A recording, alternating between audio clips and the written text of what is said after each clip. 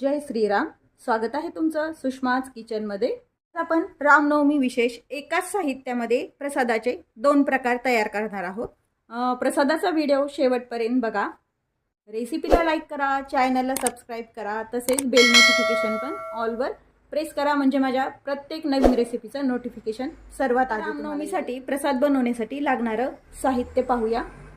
आज आपण रामनवमी विशेष प्रसादाची रेसिपी तयार करणार आहोत.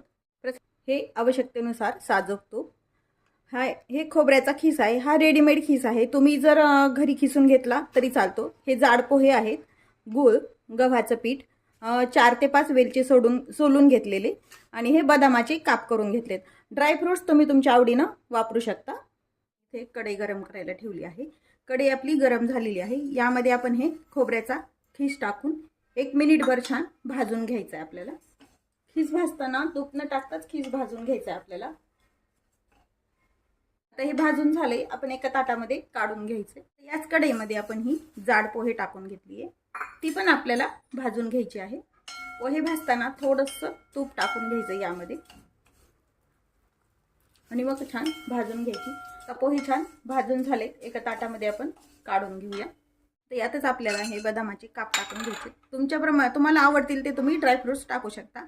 सोललेली वेलची टाकून, थोडंसं साजूक तूप टाकून घ्यायचंय, आणि 1-2 मिनिट हे छान भाजून घ्यायचं आपल्याला. तर हे भाजून झाले. वेलची यामध्ये भाजल्यामुळे वास छान येतो. एका ताटात हे पण आपण काढून घेऊया. तर त्याच कढईमध्ये थोडंसं तूप टाकून घ्यायचंय. तूप मेल्ट झाल्यावर यामध्ये गव्हाचं पीठ टाकून घेऊया, आणि मंद आचेवरती खमंग असं हे गव्हाचं पीठ आपल्याला छान भाजून घ्यायचंय. तूप जर लागलं तर आपण यामध्ये ॲड करू शकतो, पण सुरुवातीला थोडंसं तूप वापरायचं. पीठ भाजताना गॅस कमीच ठेवायचा आहे. आपल्याला पीठ थोडंसं आधी आपण अर्धा चमचा तूप टाकून घेतले. आता थोडंसं तूप आपण टाकून घ्यायचंय. लागेल तसं तूप तुम्ही टाकून घ्या याच्यामध्ये, म्हणजे कसं पातळ होत नाही हे मिश्रण पण. आता हे छान मंद आचेवरती खमंग असं भाजून घ्यायचंय. तर हे गव्हाचं पीठ आपण लागेल तसं तूप टाकून छान भाजून घेतले. आपण जो चमचा घेतलाय त्या चमच्याने 2 चमचे साजूक तूप लागलं आहे. आता आपण गॅस बंद करून हे जे गव्हाचं पीठ आहे एका ताटात काढून घ्यायचं व थंड करून घ्यायचे सर्व साहित्य. आता हे बदाम, पोहे, खोबऱ्याचा खीस आणि हे गव्हाचं पीठ छान थंड करून घ्यायचे सर्व साहित्य. हे जे आपण खोबरं, पोहे हे भाजून घेतलंय, त्यातलेच थोडंसं मी हे अख्खं पोहे आणि ड्रायफ्रुट्स आणि खोबरं बाजूला काढून ठेवलेलं आहे. त्यामध्ये ही भाजून घेतलेली गव्हाचं पीठ टाकून घ्यायचे सर्व. हे आता थंड झालंय चांगलं. थंड झाल्यानंतरच यामध्ये गूळ मिसळायचा आहे. गरम असताना जर गूळ मिसळला तर याचा पाक तयार होतो. त्यामुळे हे छान थंड केल्यावरच यामध्ये गूळ घालून घ्यायचा आहे. यामध्ये आपण हा गूळ घालून घेतोय. हा चिक्कीचा वगैरे गूळ नाहीये.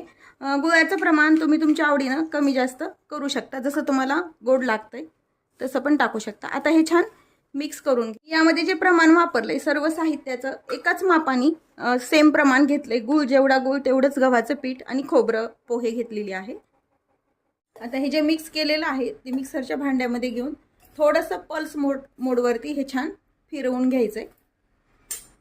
आता हे पल्स मोडवरती बारीक करून घ्यायचंय. आता हे आपण मिक्सरवर फिरवून घेतलेलं आहे. एकदम बारीक पण करायचं नाही, थोडंसं असं राहिलं पाहिजे जाड, म्हणजे टेस्ट पण छान लागते त्याची. एका भांड्यामध्ये आपण हे मिक्सरमधलं काढून घेतलेलं साहित्य काढून घेतोय.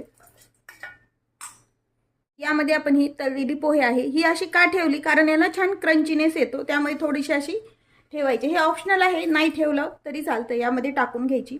हा खोबऱ्याचा खीस पण आपण यामध्ये घालून घेतोय. हे ड्रायफ्रुट्स पण टाकतोय. गूळ मिक्स छान होण्यासाठी हे मिक्सरला एकदा फिरून घ्यायचं, आणि पुन्हा हे छान एकजीव करून घेऊया. आता आपण राहिलेले पोहे, खोबऱ्याचा खीस आणि बदामाचं टाकून सर्व मिक्स करून घेतलंय. तुम्ही डायरेक्ट तसं न ठेवताही सर्व साहित्य एकत्र करून पण मिक्सरनं काढू शकता, पण ते असं दाताखाली आल्यावर क्रंचीनेस छान लागतो व बदाम पण असे छान टेस्टी लागतात. आता हा प्रसाद तयार आहे आपला. तर यातला आपण थोडासा प्रसाद काढून घेऊया. काही जण हा प्रसाद असाच ठेवतात, आणि किंवा मग काही जण याचे लाडू पण वळतात. आपण दोन्ही पद्धतीनं करणार आहोत. या साहित्याचे आपण लाडू पण तयार करणार आहोत. आता हा थोडा प्रसाद आपण साईडला काढून ठेवलेला. आता याचे आपल्याला लाडू करून घ्यायचे। जर याचा लाडू बनत नसेल तर तुम्ही यामध्ये थोडंसं वरतून गरम केलेलं साजूक तूप पण टाकू शकता, जर लाडू वळायला त्रास होत असेल तर। आता याचे तुम्हाला हवे तशा आकारात तुम्ही लाडू तयार करू शकता। हा लाडू तयार आहे।